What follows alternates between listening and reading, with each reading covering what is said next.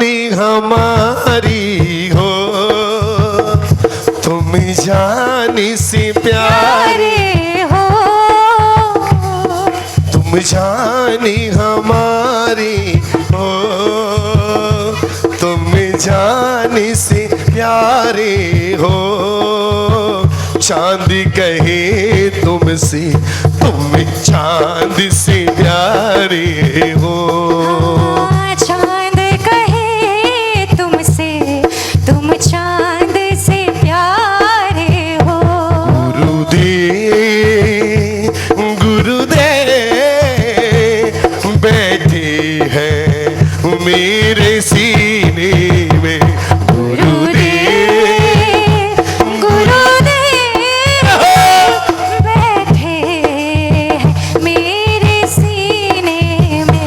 देख लो मेरे दिल के नगीने में, देख लो मेरे दिल के नगीने में।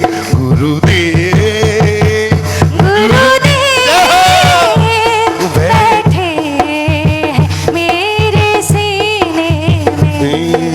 क्रोधिया नल में जल जल कर अपना सर्वस्व लुटाया। निज शांत स्वरूप न जान सका, जीवन भरे से भुलाया है। चंदन शम शीतलता पानी, अब शरण तुम्हारी आया हूँ। संसार ताप मिट जाए मेरा, चंदन वंदन को लाया। गुरुदेव गुरुदेव बैठे हैं मेरे। ताली तो बजाओ।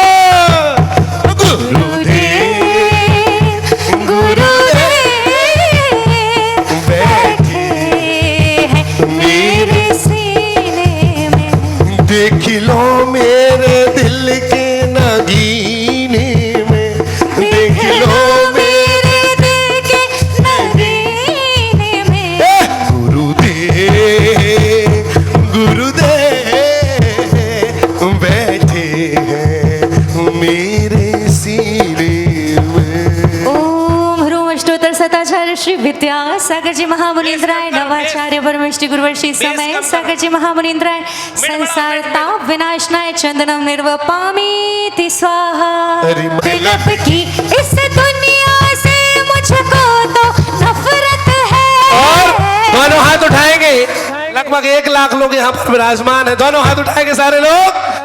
ओ समय सागर गुरु हम तेरी जरूरत है।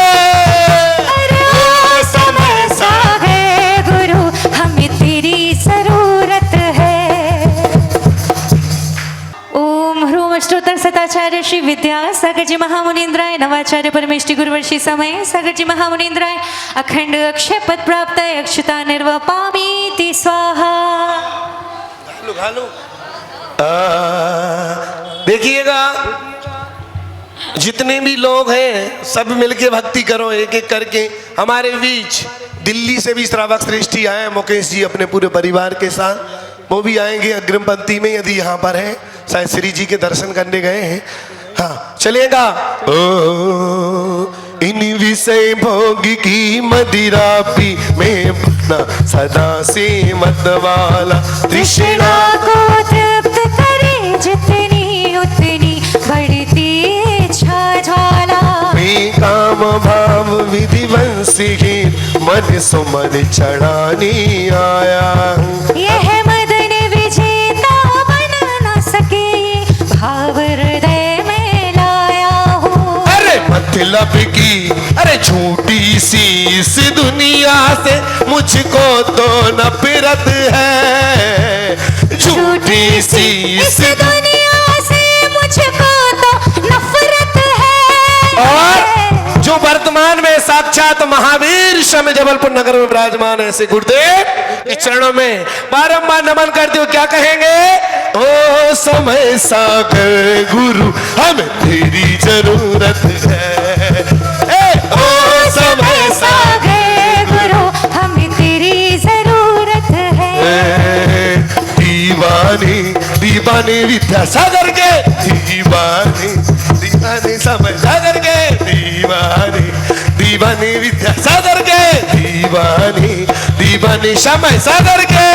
ओम ह्रूम सदाचार्य श्री विद्यासागर जी महामुनींद्राय नवाचार्य परमेष्टि गुरुवर्षि समय सागर जी महामुनींद्राय मोमकाम बाण विध्वंसनाय दिव्य पुष्पाणि निर्वापामि ते स्वाहा।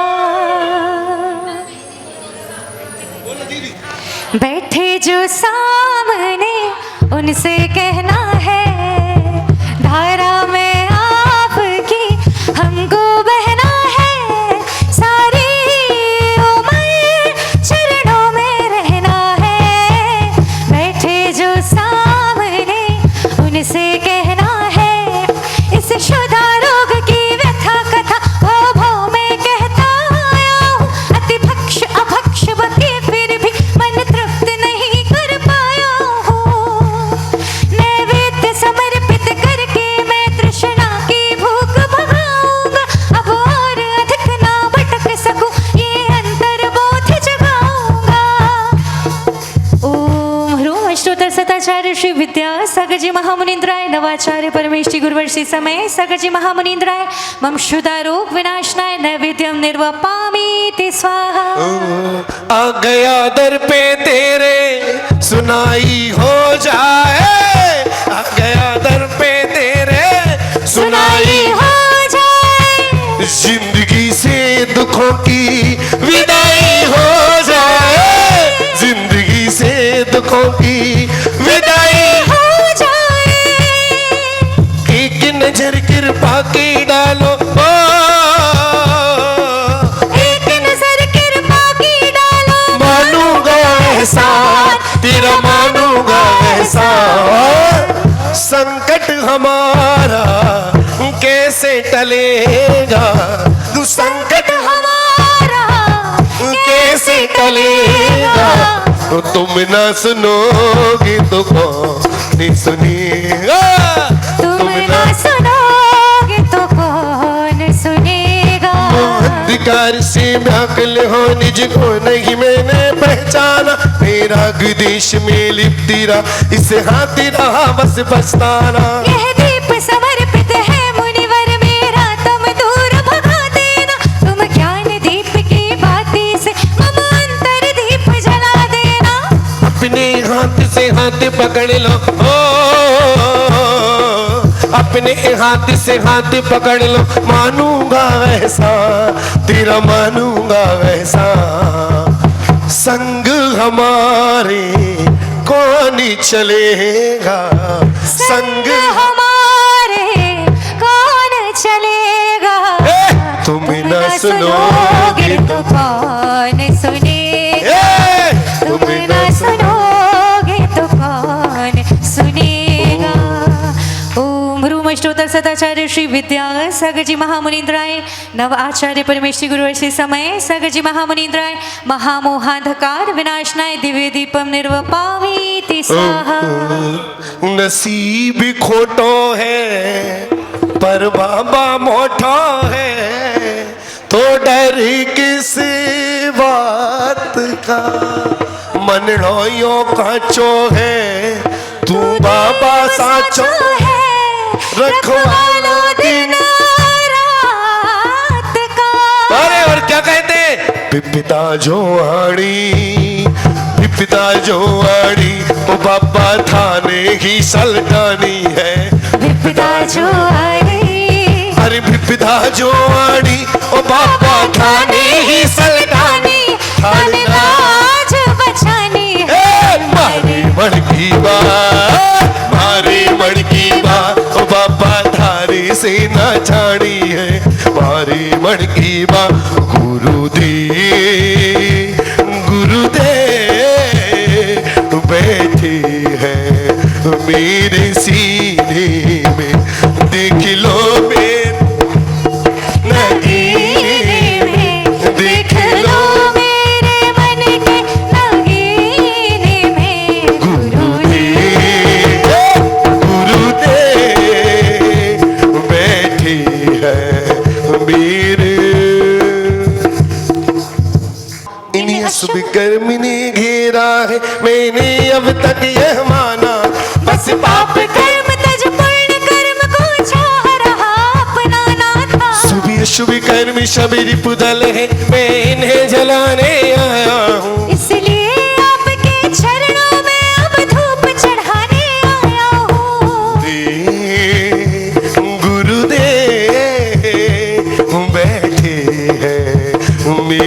सीने में गुरुदेव गुरुदेव बैठे हैं मेरे सीने में। ओम ह्रूम अष्टोत्तर शताचार्य श्री विद्यासागर जी महामुनीन्द्राय नवाचार्य परमेष्टि गुरुवर्षि समय सागर जी महामुनीन्द्राय अष्टकर्म दुष्टकर्म दहनाय धूपम निर्वपामीति स्वाहा। जिन्हें दाम प्यारे उन्हें दाम दे दो,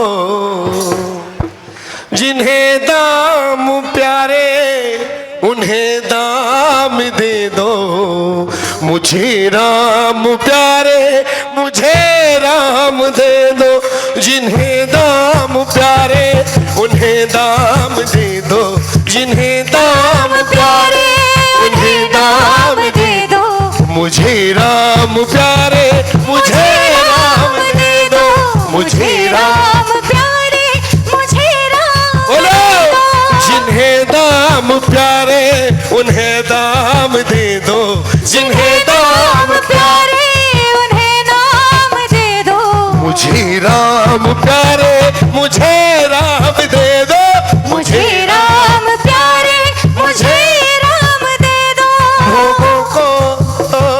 भोगों को इतना भोगा कि खुद को ही भोगी बना डाला, साधे और साधक का अंतर मैंने आज मिटा डाला, पीछे दानन में लीन रहूं पूजा का ये फल पाना था पाना था जिसके द्वारा वह मिल बैठा मुझे ठिकाना है, जिन्हें दाम प्यारे उन्हें दाम दे उठा दो ना, एक मिनट दीदी, जिन्हें दाम प्यारे उन्हें दाम दे दो, जिन्हें दाम प्यारे उन्हें दाम दे दो, मुझे राम प्यारे मुझे राम, दोनों हाथ उठा के, मुझे राम प्यारे मुझे राम दे दो, जिन्हें दाम प्यारे उन्हें दाम दे दो, जिन्हें दाम प्यारे उन्हें दाम दे दो, मुझे राम प्यारे मुझे राम दे दो, मुझे राम प्यारे मुझे राम दे दो। ओम ह्रूम अष्टोत्तर शताचार्य श्री विद्यासागर जी महामुनीन्द्राय नवाचार्य परमेष्टि गुरुवर्षि समय सागर जी महामुनीन्द्राय महामोक्ष फल प्राप्त है फलम निर्वपामीति स्वाहा।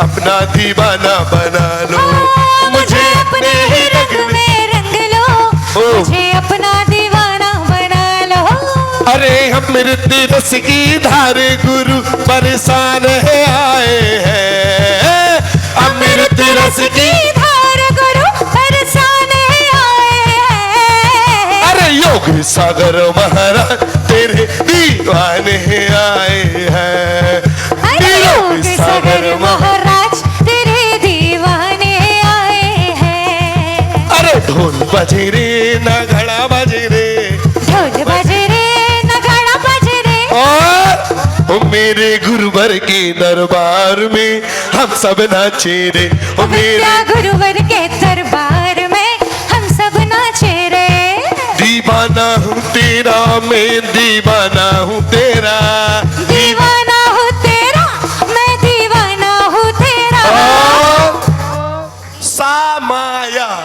सामाया समय सागर महाराज तेरे दीवाने आए, समय सागर महाराज तेरे दीवाने आए हैं, यज्ञ के वैभव को पाकर में निस दिन के साल मस्ती रहा, चारों गतियों की ठोकर को खाने में ही हम व्यस्त रहा, मैं हूँ स्वतंत्र क्या था दृष्टा मेरा पर से क्या नाता है, कैसे अनर्घ पद पा जाऊं ये अरुण भावना, और क्या कहते हैं एक बार दोनों हाथ उठाओ, जो विद्या गुरु की परिपाटी की राम है, कोई और नहीं वो समय गुरु भगवान है, जो विद्या गुरु की परिपाटी के राम है, कोई और नहीं वो समय गुरु का नाम है, जिनके कारण हर चेहरे पे मुस्कान है, जिनके कारण हर चेहरे पे मुस्कान है, तेरा नाम है तेरा नाम है, जो विद्या गुरु की परिपाटी के राम है, कोई और नहीं वो समय गुरु का नाम है।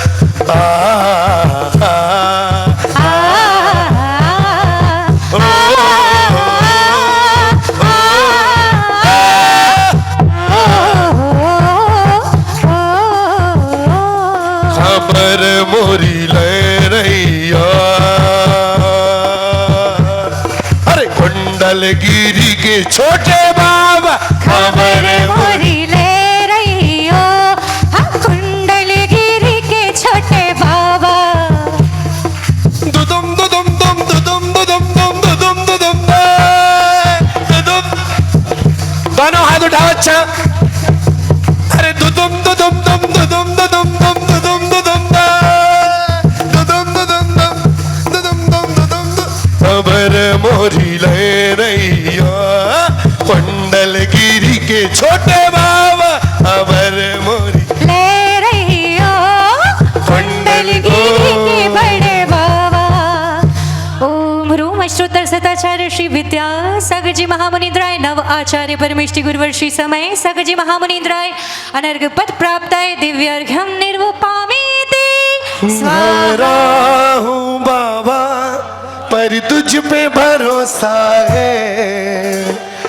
देखो पहले भी बोला था, झूठी सी इस दुनिया से मुझको तो नफरत है। ओ समय सागर गुरु हमें तेरी जरूरत है। और क्या कहते, हारा हूँ बाबा पर तुझ पे भरोसा है, जीतूंगा एक दिन मेरा दिल ये कहता है।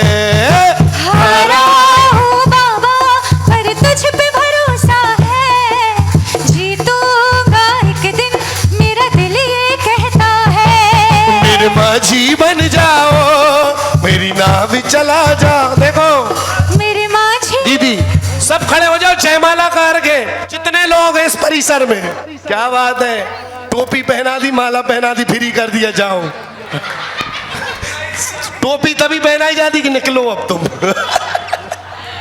चलेगा। हारा हूँ बाबा पर तुझ पे भरोसा है, जीतूंगा एक दिन मेरा दिल ये कहता है। मेरे माझी बन जाओ, मेरी नाव भी चला जाओ। मेरे माझी बन जाओ, मेरी नाव चला जाओ। हारा हूँ बाबा पर तुझ पे भरोसा है, जीतूंगा एक दिन मेरा दिल ये कहता है। ओ परिवार मेरा तेरे गुण है गाता, दोषी तो मैं हूँ उन्हें क्यों सताता, दोषी तो मैं हूँ उन्हें क्यों सताता। मुझ पूरा भरोसा है तूने पाला पोसा है, मुझ पूरा भरोसा है तूने पाला पोषा है। हरे हरे हरे ओ, हम तो तुम पे हारे ओ, हरे हरे हारे ओ, हम तो तुम पे हारे। तुम साथ हो और डरना सताए, हर भक्ति मेरा साथ निभाए। तुम साथ हो तो डरना सताए, हर भक्ति मेरा साथी। दोनों हाथ उठा के हरे हरे हरे ओ, हम तो तुम पे हारे ओ। तूने खूब दिया भगवान, तेरा बहुत बड़ा एहसान, तेरा बहुत बड़ा एहसान। तूने खूब दिया भगवान, तूने खूब दिया भगवान, तेरा बहुत बड़ा एहसान, तेरा बहुत बड़ा एहसान। तूने खूब दिया भगवान। मांगते ही रहते तुझसे सांझी सवेरे, हाथी के पहले रखते सामने तेरे, हाथी के पहले रहते सामने तेरे। और दोनों हाथ उठा के और तूने खूब दिया भगवान, तेरा बहुत ही बड़ा एहसान, तेरा तेरा बहुत बड़ा एहसान तूने खूब दिया भगवान, तूने खूब दिया भगवान, तेरा बहुत बड़ा एहसान, तेरा बहुत बड़ा एहसान, तूने खूब दिया भगवान। भावों की निर्मल सरिता में अब गाहन करने आया, मेरा सारा दुख दर्द हरो ये अर्घ भेटने लाया हूँ। तप मूर्ति है आराधन हे योगी सर हे महाजन, हे अरुण कामना देख सके युग युग तक आगामी बसंत। जो विद्या गुरु की परिपाटी के नाम है। बोलो ना जय हो। एक मिनट। जो विद्या गुरु की परिपाटी के नाम है, ओ कोई और नहीं वो समय गुरु भगवान है। जिनके कारण हर चेहरे पे मुस्कान है, जिनके कारण हर चेहरे पे मुस्कान है, तेरा नाम है, तेरा नाम है।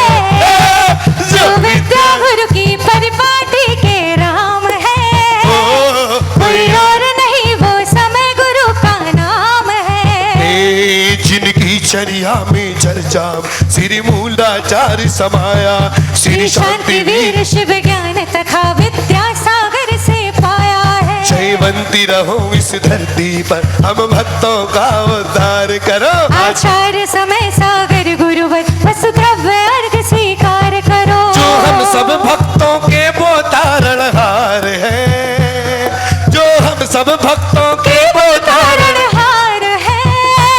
तेरा नाम है, तेरा नाम है।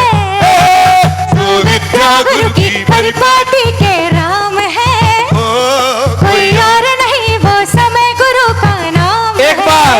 एक बार जिन्हें दाम प्यारे उन्हें दाम दे दो, जिन्हें दाम प्यारे उन्हें दाम दे दो। मुझे राम प्यारे मुझे राम दे दो, मुझे राम प्यारे मुझे राम दे दो। जिन्हें दाम प्यारे उन्हें दाम दे दो, जिन्हें दाम प्यारे उन्हें दाम दे दो। और मुझे राम मुझे दीदी इनको तो बोलने दो एक बार। मुझे राम प्यारे,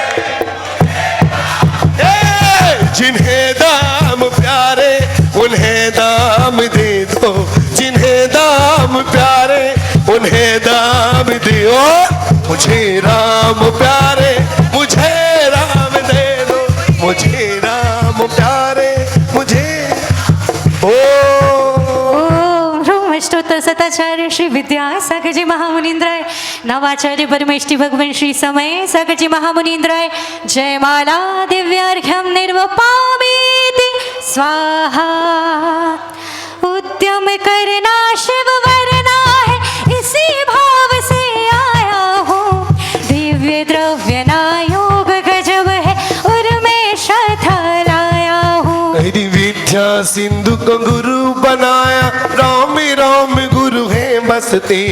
तन्मय होकर मन दिन करके निजानुभव है जो करते। गुरु बिन जीवन तन मन अर्पण सर्व समर्पण करता हूँ। निर्यापक श्री योग सागर जी के चरणों अर्घ चढ़ाता हूँ। योग सागर नाम, योग सागर नाम हमें प्राणों से भी प्यारा है। योग सागर नाम हे राम रमैया ये, हे कृष्ण कन्हैया ये, यही महावीर है। बोलो हे राम रमैया ये, हे कृष्ण कन्हैया ये, यही महावीर है। ओ एक तेरा नाम, एक तेरा नाम ओ मेरे जीने का सहारा है। योग एक तेरा नाम। ओम ह्रार परम पूज्य निर्यापक श्रवण श्री योग सागर जी महामुनीन्द्राय, पूज्य मुनि श्री निरोग सागर जी, निर्मोह सागर जी, निरामय सागर जी, निर्भीक सागर जी, निष्कंप सागर जी आदि 2.5 दिव्य विराजमान 3 नव कोटि मुनि राजों के श्री पावन पुनीत द्वैचरणारविंदे जलादि संपूर्णार्घ्यम निर्वपामीति स्वाहा। नमोस्तु मरची नमो। बोलिए परम पूज्य आचार्य गुरुदेव विद्या समय सागर महाराज की, साक्षात विराजमान ज्येष्ठ श्रेष्ठ निर्यापक श्रमण मुनि श्री योग सागर जी महाराज की, और गुणानगर के लाडले साक्षात विराजमान परम पूज्य मुनि श्री निरोग सागर जी महाराज की जयकारा गुरुदेव का। खाली बसा, बैठ जाओ। अभी हम भक्ति में सराबोर हो रहे थे और निस्वार्थ भाव से भक्ति कर रहे थे, और उसमें अकस्मात निमित्त बने आस्तिक भैया चांदपुर वाले, इनके सम्मान में बजाओ जोरदार ताली। भक्ति तो उस रावण ने भी की थी, लेकिन उसका अभिप्राय गलत था, सही नहीं था। भले ही उसकी भक्ति में वीणा के तार टूट गए हों, अपने हाथ की नस उस वीणा में लगा ली हो, लेकिन उसका अभिप्राय सही नहीं था। हमारा अभिप्राय तो बिल्कुल 100% सही है कि हम निस्वार्थ भाव से गुरुदेव की भक्ति कर रहे हैं, और ये भक्ति रंग लाएगी। आगामी चतुर्मास पूज्य समय सागर जी महाराज का गुना में हो, ऐसी पवित्र भावना हम भाते हैं, क्योंकि हमारी भक्ति निस्वार्थ भाव से है। बोलो समय सागर जी महाराज की, साक्षात विराजमान पूज्य निरोग सागर जी महाराज की, समस्त मुनि संघ की, बिना किसी अंतराय के क्षमा के साथ, क्योंकि आप क्षमा की मूर्ति हैं। ऐसे हैं, कैसे हैं कि चांदनी फीकी पड़ जाए और सूरत देखें निरोग सागर जी की, सूरज शर्माए। ऐसे महाराज श्री हमारे समक्ष विराजमान हैं। उनके पावन चरणों में नमोस्तु अर्पित करते हुए प्रार्थना करें। इसके पहले भाई आस्तिक जी कृपया आएंगे, साथ में राजेंद्र कुमार जी और ऋषभ जी ताल भेंट वाले कृपया पधार करके दीप प्रज्वलन करने का सौभाग्य प्राप्त करेंगे। बाहर से भी बहुत सारे कुछ लोग यहाँ पर आए हैं, मैं उनके नाम नहीं बोल पा रहा हूँ। कृपया ऋषभ जी, राजेंद्र जी आए और पधार कर दीप प्रज्वलन करने का आस्तिक भैया के साथ स्वागत।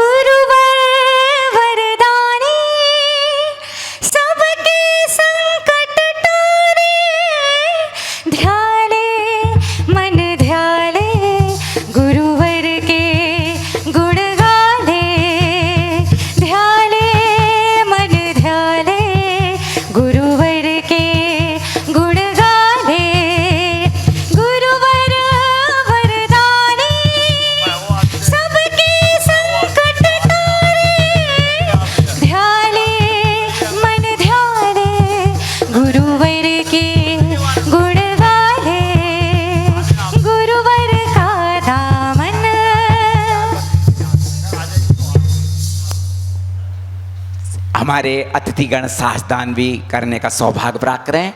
आस्तिक भैया, आप अपने हाथों से वह चरणान योग का महान ग्रंथ लें, और कर्णान योग, द्रव्यान योग के ग्रंथ हमारे अन्य अतिथिगण लेकर के चारों योग के चारों ग्रंथ पूज्य महाराज श्री के कर कमलों में दान करके महान महान पुण्य की सराहना अपने आप में करें।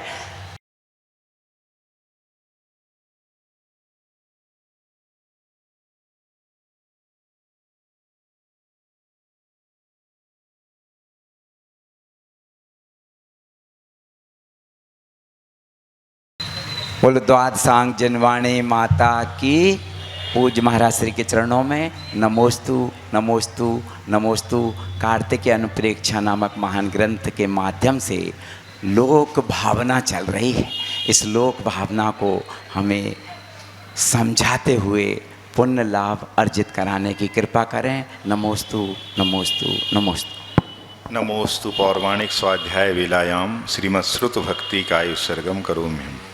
देवादिदेव मूलनायक श्री चिंतामणि पार्श्वनाथ भगवान की, चतुर्विंशति तीर्थंकर भगवंतों की, आचार्य प्रवर श्री स्वामी कार्तिकेय महामुनिराज की, संत श्रोमणी आचार्य भगवंत गुरुदेव श्री विद्यासागर जी महामुनिराज की, परम पूज्य वर्तमान परंपराचार्य गुरुदेव श्री समय सागर जी महामुनिराज की, ज्येष्ठ श्रेष्ठ निर्यापक श्रोमणी श्री योग सागर जी सहित 3 कम 9 कोटि महामुनिराजों की, परम पूज्य मुनि श्री निरोग सागर जी महाराज की, कार्तिकेय मुनि संघ अनुप्रेक्षा की। ग्रंथ, इसमें अपन लोक भावना के बारे में पढ़ रहे, बहुत विस्तार से पढ़ना है, 169 गाथाओं के द्वारा पढ़ना है। और लोक में सब कुछ आ गया, 6 द्रव्य 5 अस्तिकाय, जितना भी है सब मटेरियल, तो वो किसी का भी वर्णन करो तो वो किसके अंतर्गत आ जाएगा? लोक भाई। लोक भावना और धर्म भावना ऐसी है कि इसमें कोई भी टॉपिक उठा लो आप द्वादशांग का, वो सब इन दोनों में गर्भित हो जाएगा। क्यों? द्रव्यों से मिलके ही तो लोक बना या संसार बना है, और संसार के बारे में वर्णन जितना संसार अनुप्रेक्षा में नहीं होगा, उससे ज़्यादा वर्णन इस लोक अनुप्रेक्षा में किया गया। आचार्य कार्तिकेय महाराज ने संसार अनुप्रेक्षा को तो केवल 42 गाथाओं में कह दिया, लेकिन इस लोक अनुप्रेक्षा को 169 गाथाओं के द्वारा कहेंगे और धर्म अनुप्रेक्षा को 190 गाथाओं के द्वारा कहेंगे। तो ऐसे टोटल हमने एक दिन और बताया था कि अकेले इन 2 भावनाओं में, लोक भावना और धर्म भावना में, लगभग 300 यानी 59 गाथाएं हो जाती हैं। टोटल ग्रंथ में लगभग 491 या 493 गाथाएं हैं। सोचो, माने 2 भावनाओं में 370 धारा लगी थी ना कश्मीर पे, वो हट गई, लेकिन यहाँ लगभग 359 गाथाएं 2 भावनाओं में, और बाकी की जितनी बची 132, तो वो सारी 10 भावनाओं का वर्णन उतने छोटे में कर दिया गया।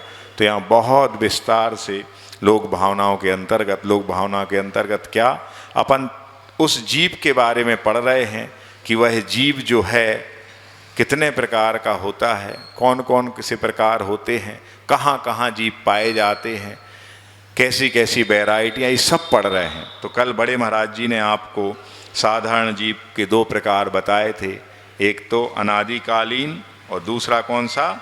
सादी, मतलब सादी या आदिकालीन। ये 2 प्रकार ऐसे बता दिए गए थे जो आज तक निगोद से नहीं निकले हैं, या नित्य निगोद जिनको कहते हैं, उनको अनादिकालीन कह दिया। अनादिकाल से है वहीं निगोद में।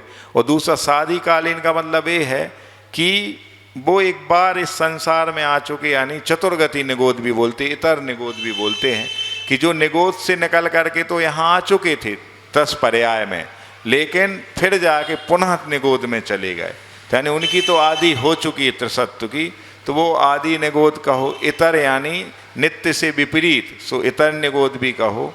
तो इस प्रकार से साधारण जीवों के 2 भेद कल पूज्य बड़े महाराज जी द्वारा आपने बड़े विस्तार से सुना होगा।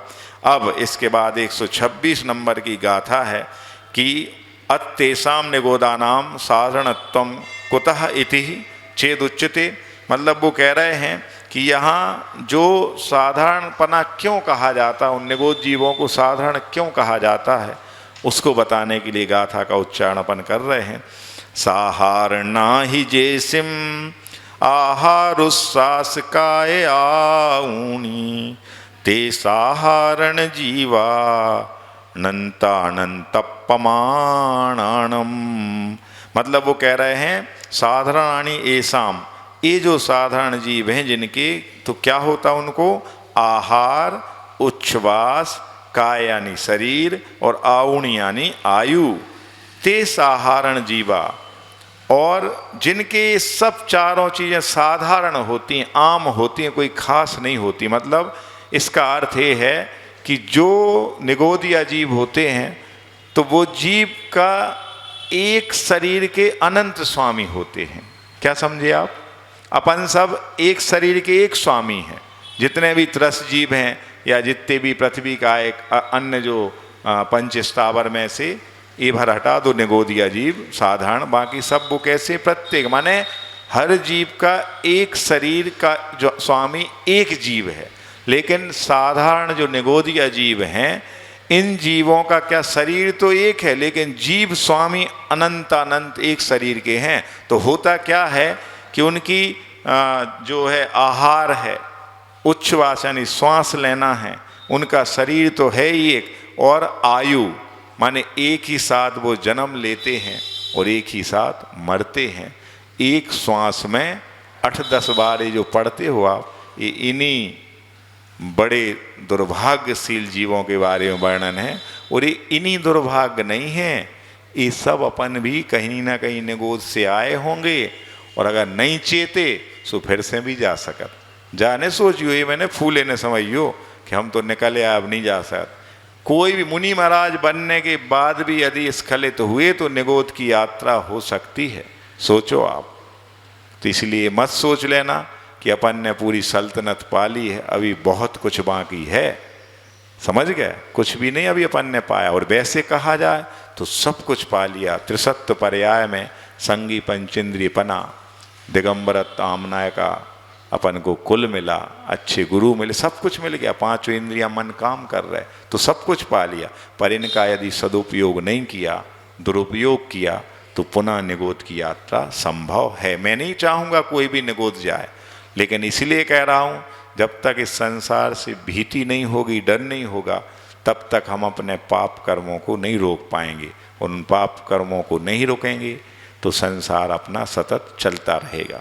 तो इस गाथा का अर्थ यही निकला कि जिन जीवों की आहार, उच्छ्वास, शरीर और आयु साधारण होती, मतलब एक साथ होता ये सब, उन जीवों को साधारण जीव कहते हैं। और इनकी संख्या प्रमाण में कितनी है? तो अनंतानंत है। अनंत नहीं, अनंतानंत है। और एक शरीर में ही अनंतानंत पाए जाते। अब सोचो कितना विशाल साम्राज्य है इनका। समझ में आ रही बात? तो अब इसके बाद इसकी टीका है, ऐसाम साधारण नाम कर्मोदय वशवर्ती अनंतानंत जीवानाम निगोदानाम आहार उच्छ्वास काय आयुंसी साधारणानि सदृशानि समकालानि भवंती।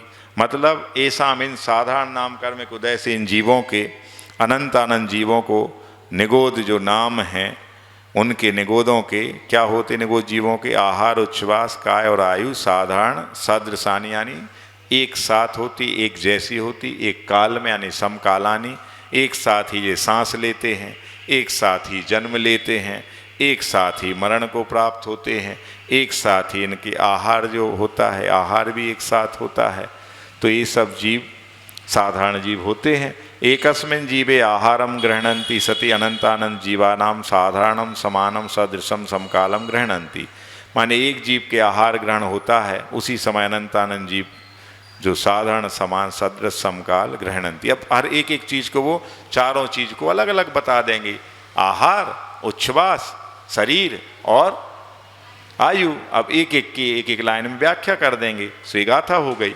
एकस्मिन् जीवे श्वासोच्छ्वासम गृह्णति सति अनंतानंद जीवा साधारणम सदृशम समकालम श्वासोच्छ्वासम गृह्णन्ति। इसी प्रकार श्वासोच्छ्वास को लगा लो कि एक जीव अब श्वास लेता है तो एक साथ वो अनंत जीव श्वास लेते हैं।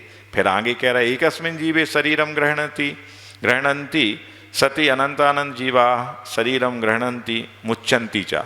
और एक साथ एक जीव जो है शरीर ग्रहण करता है तो अनंतानंद जीव शरीर गृह्णन्ति यानी ग्रहण भी करते हैं, और ग्रहण किया है तो छोड़ना भी पड़ेगा, तो मुच्यन्ति चा यानी छोड़ते भी हैं। एकस्मिन् जीवति सति अनंतानंत जीवा जीवंती म्रियन्ते चा। माने इसका अर्थ क्या बताया कि एक साथ ही वो जीव जीते हैं और एक ही साथ मर जाते हैं। ऐसा नहीं कि एक आगे जा रहा एक पीछे जा रहा। माने अपन तो यहाँ झूठे कसमें वादे खाते, साथ जिएंगे साथ मरेंगे, छोड़ेंगे ना हम तेरा साथ, तो साथ ही मरते दम तक। लेकिन ये सब चीज़ वहाँ घटित होती है, यहाँ घटित नहीं होती है। यहाँ एक साथ सुसाइड भी कोई करेगा, हम नहीं प्रेरणा दे रहा कि सुसाइड करो। एक साथ भी आपने मान लो एक साथ भी कूदे आप पहाड़ से, तो जरूरी नहीं है कि उस एक ही क्षण में आपके प्राण निकलेंगे, समझ गए। लेकिन इनकी गारंटी है कि सेकंड का लाख क्या अनंत में भाग भी डिफरेंट नहीं आएगा। एक साथ बिल्कुल इतने अनंत आनंद जी मरेंगे, फिर जिएंगे, फिर मरेंगे। एक श्वास में 8-10 बार 18 बार होता है ऐसा। और अपनी तो अपनी श्वास नहीं, छोटी वाली श्वास को यहाँ लिया गया। तो इस प्रकार से कथम भूतानाम एसाम, और क्या होता है इनका, कितने होते, तो अनंत अनंत प्रमाणानाम, अनंत अनंत प्रमाण होते हैं। तद यथा, और क्या कह रहा है, यह साधारण जीवानाम उत्पन्न प्रथम समय आहार पर्याप्ति तत्कार्यम च आहार वर्गणा आयात पुद्गल स्कंदानाम खल रसभाग परिणमनम साधारणम सदृशम समकालम च भवति।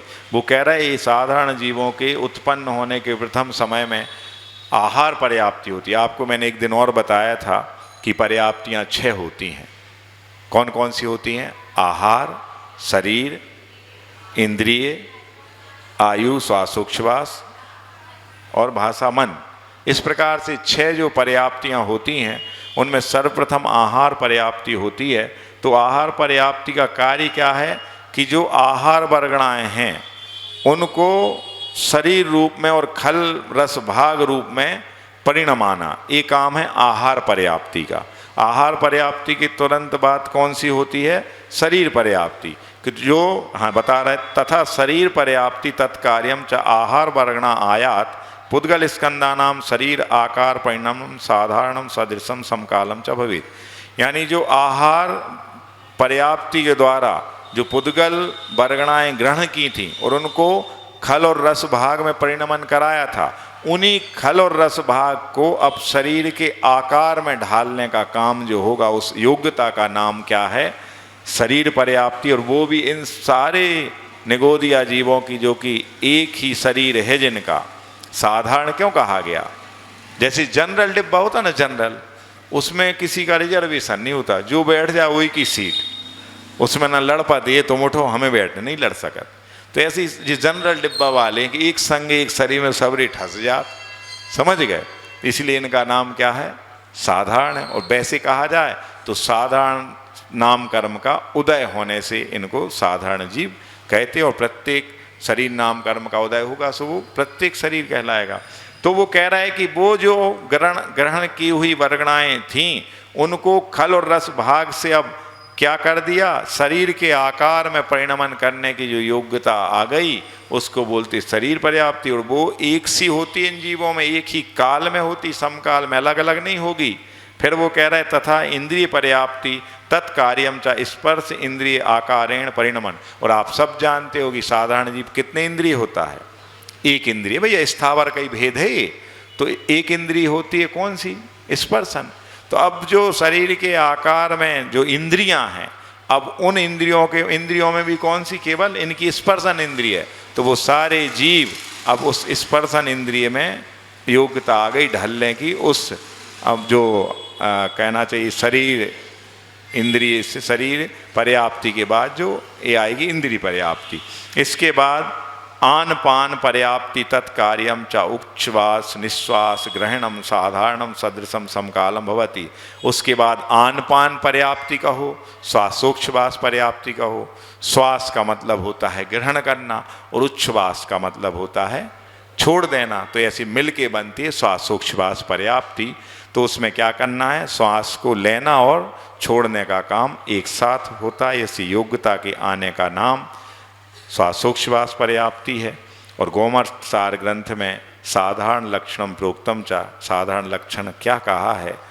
जत्थे को मर्दी जीवो तथ्य दुमरणम हवे अनंताणम बक्कमयी जत्थ एक को बक्कमणम तथ्य अनंताणम अथ। हाँ, तो उनने क्या कह दिया गोमर्सार जीव कांड में कि जहाँ एक जीव के मर जाने पर अनंत जीवों का मरण हो जाता है और एक जीव के शरीर को छोड़कर चले जाने पर अनंत जीव उस शरीर को छोड़कर चले जाते हैं, तो ऐसे वह जीव साधारण काय कहलाते हैं।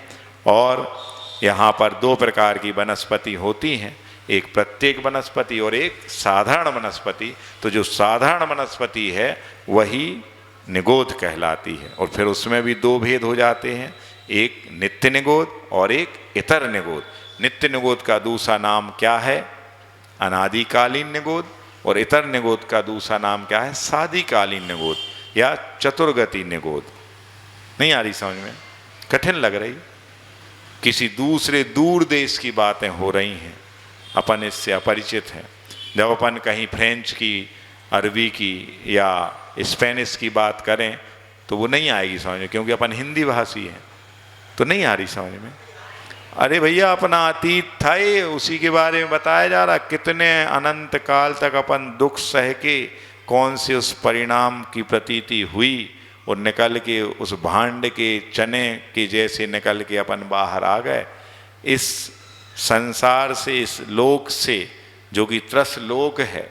इससे आप सब जानते हो 6 माह 8 समय में 608 जीव क्या होते हैं, सिद्ध होते हैं। और ऐसा मान लें कि उनकी पूर्ति कहाँ से होती है, तो निगोज से निकल करके उतने जीव इस राशि में समा जाते हैं और वह संसार की राशि ज्यों की त्यों बनी रहती है। अनंत की परिभाषा देते समय आचार्यों ने बताया, ऐसी राशि जिसका व्यय लगातार होता रहे, आय बिल्कुल ना हो, फिर भी उसकी संख्या उतनी बनी रहे, उसको बोलते हैं अनंत। और ना जिसका कभी अंत है उसको बोलते हैं अनंत। समझ में आ रही बात? माने कितनी अपने आप में एक बड़ा लॉजिकल, मतलब लॉजिक फेल होने जैसा लगता है। कैसा कि राशि लगातार निकलती जा रही फिर भी कम नहीं हो रहा है। ऐसे यहाँ से सिद्ध होते जा रहा, भली एक साल में कुल 1216 जीव हो रहा है मुक्त, 6 महीना 8 समय में 608 हो रहा है, तो 6 महीना की दुगने माने 1 साल हो गई, तो 1 साल में कुल कितने 1216 जीव क्या हो रहे हैं, मुक्त हो रहा है। बस इतने सोचो अनंत अनंत जीवों में से, और वो मुक्त होने वाले कोई नहीं है। संगी पंचेंदी मनुष्य है, ना देव ना नारकी ना त्रियंज। और मनुष्य भी 17 अंक प्रमाण, क्या 29 अंक प्रमाण है कुल, बस फिर भी वो संख्या ज्यों की त्यों बनी रहती। क्यों? यही तो भैया करिश्मा है, कमाल है, समझ गए? तो इस प्रकार से वो कह रहे कि साधारण जीव भी 2 प्रकार के हो गए, एक नित्य निगोद, एक इतर निगोद। फिर जाके जो प्रत्येक वनस्पति थी वो भी 2 प्रकार की है, सा प्रतिष्ठित प्रत्येक वनस्पति और अप्रतिष्ठित प्रत्येक वनस्पति। तो उसके लिए गाथा आएगी। अभी उसके पहले अथ सूक्ष्मत्व बादरत्वम चा व्यनक्ति, मतलब अब पहले उसके पहले क्या कह रहे हैं कि ये सूक्ष्म जीव और बादर जीव की पहचान बताने के लिए गाथा दे रहे हैं। क्योंकि आप सब जानते हो कि जो जीव जो हैं क्या हैं, ये जो एक इंद्रिय आदि जीव ये 2 प्रकार के पाए जाते हैं, सूक्ष्म भी होते हैं और बादर भी होते। तो सूक्ष्म जीव क्या है, बादर जीव क्या है, सब जानते हो, ये सब ने पढ़ा हुआ है, फिर भी अपन पुनः पढ़ रहे ताकि वो अपन जो विस्मृत हो जाते हैं तो फिर से याद आ जाए, रिकॉल हो जाए वो। तो इसके लिए गाथा है, नए जे सिंपन खलनम पुण्वी तो ये ही अग्गिवाई ते जान सोहम काया एरा मुणतूल कायाय। वो कह रहे हैं, नाचा ये शाम प्रतिस्कलम पृथ्वी तोयाभ्याम अग्निवाताभ्याम ते जानी ही सूक्ष्म काया इतरे पुनः स्थूल काया चा। तो उनने स्पष्ट क्या दिया कि जो ये शाम जो जीव नाचा प्रतिस्कलम यानी बाधा को प्राप्त नहीं होते, प्रतिघात को नहीं प्राप्त होते, किससे? पृथ्वी से, जल से, पूर्वी यानी पृथ्वी, तो यानी जल, अग्नि यानी अग्नि और वायु ही यानी वायु से। तो जो जीव पृथ्वी से, जल से, अग्नि से, वायु से बाधा को प्राप्त नहीं होते, ना खुद दूसरों को बाधा देते हैं, ऐसे जीव कौन से कहलाते हैं? सूक्ष्म, इंग्लिश में माइक्रो। इंग्लिश में क्या बोलते हैं? Micro, MICRO, micro. और दूसरे होते स्थूल यानी मैक्रो। तो वो क्या होंगे? इनके इतरे यानी इनसे विपरीत होंगे, मतलब जो कि पृथ्वी से, जल से, अग्नि से और वायु से प्रतिघातित होंगे, यानी रोक दिए जाएंगे, बाधित हो जाएंगे। तो ऐसे जीव कौन से कहलाते हैं? बादर जीव कहलाते हैं। सूक्ष्म जीव और बादर। बताओ अपन कौन से में यहाँ हैं? काय यहाँ हैं बादर में? हैं? अपने सबके ऊपर बादर है ऐसे। अरे अपन से ज़्यादा कौन बाधा नहीं डाला दूसरों को, बनी ने बिगाड़ी तो बुंदेले ही खाएगी। समझ गए? हर किसी को, चाहे जल को रोकने का काम हो, चाहे हवा को रोकने का काम। कैसे हवा को कैसे रोकते? कूलर चल रहा, खूब गर्मी है, सामने बैठ जाता अच्छी कुर्सी डाल के, तो पीछे वाले को बिल्कुल हवा नहीं लगा, रोक ले ही उन्हें वायु। समझ गए? ऐसे ही अच्छी ठंड पड़ रही खूब, तो आगे ताप रहे हैं, तो अच्छे सबसे आगे खड़े हो गए, पीछे बारे में ठंड लग रही, तो इस प्रकार से अपन रोक लेते हैं इन सब जीवों को। तो अपन बादर के अंतर्गत आएंगे, सूक्ष्म के अंतर्गत नहीं आएंगे। तो अब वो कह रहे हैं ते पंच स्थावरा जीवा सूक्ष्म इति जानी है, वो 5 स्थावर जीव हैं, तो वो सूक्ष्म कौन से होते उसको जानते हैं। ऐसाम जीवानाम प्रतिस्कलम रुंधनम, वे जीव जो दूसरों के द्वारा प्रतिघात को प्राप्त हो जाते हैं, रोक दिए जाते हैं, रुंधन को प्राप्त हो जाते हैं। कई किसके द्वारा? पृथ्वी तो यही पृथ्वी काया अपकाय चा पुनः अग्नि बातई अग्नि काय वायु काय नाचा के अपि द्रव्य वज्रपटलादि भी येषाम जीवानाम प्रतिस्कलम रुंधनम ना विद्यते इति भावा। क्या कह रहे हैं कि जो जीव पृथ्वी का एक, जल का एक और चापुना अग्नि का एक, वायु का एक, इनसे नाचा के अपनी द्रव्य वज्रपटला भी, और वज्रपटल आदि से भी नहीं रोके जाएंगे। वज्र यानी हीरा, सबसे सघन सबसे कठोर यदि कोई मेटल है, माने एक पदार्थ है मेटल इस पृथ्वी पर, तो कौन है? हीरा। तो उसके यानी हीरे की दीवार भी क्यों ना बना दी जाए, लेकिन ये जो सूक्ष्म जीव उसको भी पार करके निकल जाएंगे, रोके नहीं जाएंगे। तो ऐसे जीव कौन कहलाते हैं? सूक्ष्म जीव कहलाते, ऐसा इनका भाव है। ते सूक्ष्म काया सूक्ष्म काय का जीवा तान जाने ही विद्धित्वम, ऐसे वह सूक्ष्म कायिक जो जीव हैं वो उनको जानना चाहिए। तुम यानी तुम्हारे द्वारा, पुनः एरा इतरे अन्य पृथ्वी कायिक आदया पृथ्वी जल वाताग्नि काय भी प्रतिस्खलन उपेता स्थूल कायास बादरा कथ्यन्ते, और इनके विपरीत जो जीव हैं, जो पृथ्वी जल अग्नि वायु, इनके द्वारा रोक दिए जाते हैं, बाधा को प्राप्त हो जाते हैं, प्रतिघातित हो जाते हैं। तो ऐसे जीव सूक्ष्म के विरोधी जीव कौन से कहलाते हैं? बादर या स्थूल कायिक कहलाते हैं। सूक्ष्म और सूक्ष्म का विपरीत, वैसे स्थूल होता सही वर्ड, लेकिन यहाँ आचार्यों ने उसी को बादर भी कहा है। किनको? स्थूल को। आगे समझ में? सरल थी गाथा जी, बताओ। सब कार्तिकेय महाराज की कृपा है, कितनी सरल सरल भाषा में लिख के चले गए। शुभचंद आचार्य महाराज की कृपा है कि जिन्होंने एक तरफ ध्यान का ज्ञानार्णव ग्रंथ लिखा, ज्ञानार्णव नाम का प्रथम ग्रंथ है इस कलयुग में, जो कि किन्ने लिखा? आचार्य शुभचंद महाराज ने। वही भर्तृहरि के भैया थे, वो कहानी थी, उनने रस बनाया था 12 साल की तपस्या में, और इनने पसीना ऐसो करके ऐसो छिटक दो, पूरा पर्वत सोने को हो गो, चट्टान सोने की हो गई। ऐसे तपस्वी महाराज थे शुभचंद आचार्य। उन शुभचंद महाराज ने ही इस ग्रंथ की टीका की है, और ये टीका इतने सरल शब्दों में कह दी कि हम जैसे मूढ़ जीव भी वो पढ़ पा रहे। समझ गए ना? कहाँ संस्कृत लगाया, अपन ने शुद्ध बुंदेली पढ़ी, हिंदी पढ़ी। ये संस्कृत तो देव भाषा है, देवत्व चाहिए पड़ता है इसको पढ़ने के लिए। तो वो उन्होंने, उनकी कृपा है। अब इसके बाद अगली गाथा में वो कहते हैं कि अत प्रत्येक स्वरूपम प्ररूपयति। अब प्रत्येक, जो साधारण का तो स्वरूप कह दिया, अब प्रत्येक का स्वरूप क्या है? तो ऐसी जिज्ञासा होने पर आचार्य महाराज, कार्तिकेय महाराज कहते 128वीं गाथा में, जो भक्ति हुई उसमें भी तो अपन ने कर्मों की निर्जरई की। ये स्वाध्याय कर रहे, इसमें भी तो कर्मों की निर्जरई हो रही। ये तो रूप प्रतिरूप हैं, different different real test of life है ये। जिसको जो टेस्ट, किसी को नमकीन अच्छा लगता तो किसी को मीठा लगता, तो कोई को बहुत मिर्ची चाहने, मूठा भरी मिर्ची चाहने एक बार में, तो कोई को नमक जीरा मन इतो चाहने कि जितो तुम महीना भर में खाओ, एक दिना में खा। तो ये डिफरेंट डिफरेंट टेस्ट है ना? और ये रियल टेस्ट ऑफ लाइफ है। तो कभी नृत्य के द्वारा, कभी संगीत के द्वारा, कभी भक्ति में सरोवर हो करके, तो कभी ध्यान लगा करके, तो कभी प्रवचन सुन करके, समझ गए, तो कभी नाटक रंगमंच खेल करके, सब अलग अलग रोल हैं। तो यहाँ अपन स्वाध्याय कर रहे हैं, तो बंद कर दें आप, हैं? बताओ। अच्छा, वंस मोर या वन गाथा और, है ना?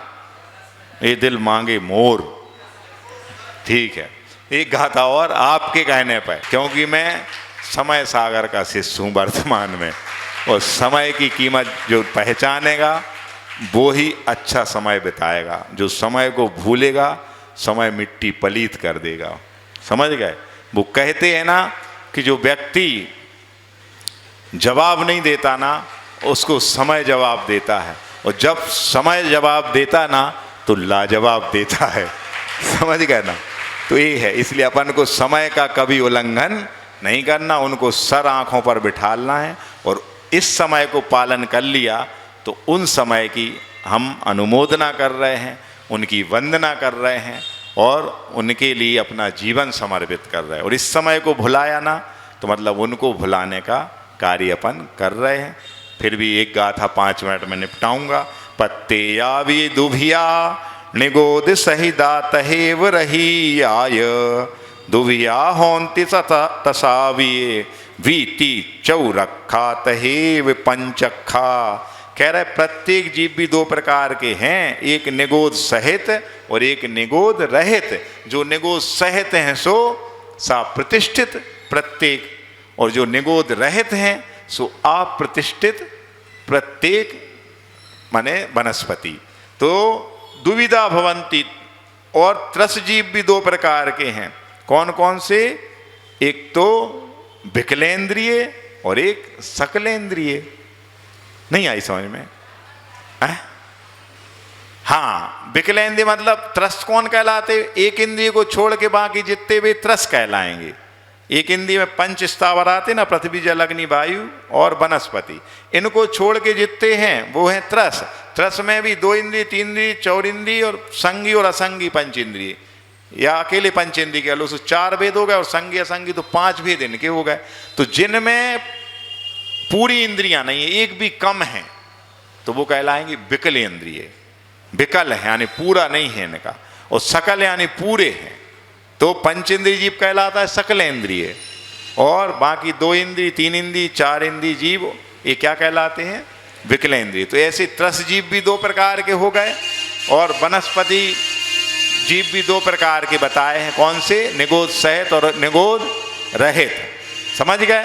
इन्हीं का दूसरा नाम है साप्रतिष्ठित प्रत्येक वनस्पति और अप्रतिष्ठित प्रत्येक प्रत्येक का नाम तो आप सुन लो। प्रत्येक शरीर में तो एक शरीर का स्वामी एक ही जीव होगा, समझ गया? लेकिन उसके सहारे आके और जीव उस पर ठहर जाएं, लेकिन स्वामी जैसे किराएदार होते ना, कि मकान मालिक तो भली बहुत बड़ी अपार्टमेंट है, बहुत बड़ी बिल्डिंग है, मान लो बुर्ज खलीफा भी है, तो मालिक एक है, लेकिन उसके आश्रित कई दुकानदार हैं, कई यानी किराएदार निवास कर रहे हैं, लेकिन उसका मालिक तो एक कहलाएगा। तो ऐसे प्रत्येक शरीर में मालिक तो एक ही जीव होता है, लेकिन उसके सहारे कई निगोदिया जीव आके बस जाते, उस पर प्रतिष्ठित हो जाते हैं, तो वो कहलाती है सप्रतिष्ठित प्रत्येक वनस्पति। और जिस पे अभी निगोदिया जीव नहीं आए हैं, केवल वो वनस्पति का एक वह प्रत्येक जीव यानी एक ही जीव उसका स्वामी अभी है, तो वो कहलाएगी अप्रतिष्ठित प्रत्येक वनस्पति। नाम ही ऐसा है कि जीव नहीं पलट रही, कह ले फिर वो के बारे में जानकारी बिल्कुल सरल है, नाम लेने में जरूर। जैसे भी 4 प्रकार के शुक्ल ध्यान है, उनकी नाम ही लेने में जीव नहीं पलटत, 4 ही के सही नाम नहीं ले पात कोई, मगर वे तो कठिन भी हैं, वे आसान नहीं है शुक्ल ध्यान लगाना। लेकिन यहाँ नाम कठिन है, लेकिन उसकी व्याख्या बहुत सरल है। तो अभी तो इतनी बड़ी टीका है कि हम पढ़ेंगे तो पूरा समय क्या और समय दुगना हो जाएगा। तो अपन हिंदी से बता देते हैं कि ये जो जीव हैं प्रत्येक वनस्पति का एक, तो ये क्या होते हैं। यहाँ पर एक निगोद सहित, दूसरे निगोद रहित होते हैं। तो जिनमें निगोद जीव प्रतिष्ठित हो चुके हैं, ऐसे प्रत्येक सप्रतिष्ठित कहलाते हैं। और ये वनस्पति 7 प्रकार की होती है। एक मूल बीज, फिर अग्र बीज, फिर पर्व बीज, फिर कंद बीज, फिर स्कंद बीज, फिर बीज रोह और सम्मूर्छन। जिस सब अपन को पढ़ने में बेकार लग रहा है, लेकिन अपन सब खा रहे हैं। कैसे? जिन वनस्पतियों का बीज ही उनका मूल ही बीज है, मतलब जड़ ही जिनकी जड़ उनमें लगा दो तो बस वो उत्पन्न हो जाते। कौन? जितने भी गणंत हैं, चाहे आलू है, चाहे प्याज है, चाहे गाजर है, चाहे मूली है, चाहे अदरक है, चाहे हल्दी है, ये सब किसके अंतर्गत आ जाएंगे? किसके बताओ? मूल बीज के अंतर्गत। यानी जिनकी मूल यानी रूट या जड़ ही बीज है। बीज यानी जिससे उत्पन्न हो जाते हैं, तो जड़ से ही जो उत्पन्न हो जाए तो वो क्या कहलाएगी? मूल बीज। फिर जिन वनस्पतियों का बीज ही उनका अग्रभाग होता है, माने जैसे अपन कहें कलम कलम कलम लगा देते ना गुलाब आदि की, तो वो उससे अपने आप वो पौधा उग जाता, तो वो अग्रबीज कहलाते। इनने नेत्र बाला का उदाहरण दिया है। फिर जिन वनस्पतियों का बीज उनका पर्व भाग होता है, पोर, जैसे गन्ना, गन्ना की वो कट किया एक पीस और वो गाड़ दिया, तो उससे वो दूसरा गन्ना, तो गन्ना ईंख हो गई, यानी गन्ना बेंत हो गए। ये सब आएंगे किसके? पर्व बीज के अंतर्गत। 7 प्रकार के, मूल बीज, दूसरा अग्र बीज, तीसरा पर्व बीज, चौथा कंद बीज और 5वां स्कंद बीज, 6वां बीज रूह और 7वां सम्मूर्छन। तो अपन कितने पे आ गए? पर्व बीज तक पढ़ लिया। कंद बीज में क्या कह रहा है? जिन वनस्पतियों का बीज कंद होता है उन्हें क्या बोलते हैं? कंद बीज कहते हैं। इसके अंतर्गत रतालू, सूरण ये आएंगे। अब क्या कहलाते पता नहीं। और कंद के अंतर्गत तो अपन ने गलत पढ़ दिया। फिर कंद मतलब ये रतालू मतलब आलू वगैरह होगा, ये समझ गए, उसके अंतर्गत आएंगे। और जिन वनस्पतियों का बीज उनका स्कंद भाग होता है उनको स्कंद बीज कहते हैं। तो पलाश आता ना, छेलिया और सलई आदि। और जो वनस्पतियां बीज से पैदा होती हैं, जितने भी अपन अनाज खाते हैं वो बीज के द्वारा होते हैं, चाहे गेहूं हो, चाहे बाजरा हो, चाहे धान हो, ये सब बीज से। तो ये कहलाते हैं क्या? बीज रोह। और जो वनस्पति बिना किसी के उगाती है, ना कोई बोना पड़ता, ना खेती करना पड़ती है, वो कहलाती सम्मूर्छन। जी काई है, कबक है, शैवाल है, कुकरमुत्ता, जी सब काय के अंतर्गत आ जाएंगे। सम्मूर्छन अपने आप पैदा हो जाती, फफूंद कहीं भी लग जाती, कोई बीज नहीं डालना पड़ता, बल्कि बार बार साफ करो फिर भी उगाती है। तो ये सब एक इंद्रिय के अंतर्गत आते हैं। तो इस प्रकार से ये वनस्पतियां अनंत काय या सप्रतिष्ठित प्रत्येक भी होती हैं और अप्रतिष्ठित भी होती हैं। और जिन वनस्पतियों में धारियां, फांकें और गांठें दिखाई ना दें और तोड़ने पे झट से 2 टुकड़े हो जाएं सुबह, और बीच में कोई तार आदि ऐसी वो लार आदि ना निकले, तो वो और काट देना पर पुनः उगाएं, वो कहलाएंगी सप्रतिष्ठित प्रत्येक। और जो इनके विपरीत हों, मतलब सप्रतिष्ठित मतलब इनके आश्रित निगोदिया जीव हैं। और अप्रतिष्ठित कौन सी हैं? कि जिनकी वनस्पति में ना धारियां स्पष्ट दिखाई दें, ना तोड़ने पे समान 2 भाग हों और ना तार वो लगा रह जाए, उन वनस्पतियों को क्या बोलते हैं? अप्रतिष्ठित प्रत्येक वनस्पति कहते हैं। तो इस प्रकार से और भी बहुत सी व्याख्या है, पर इतना ही पर्याप्त समझता हूँ।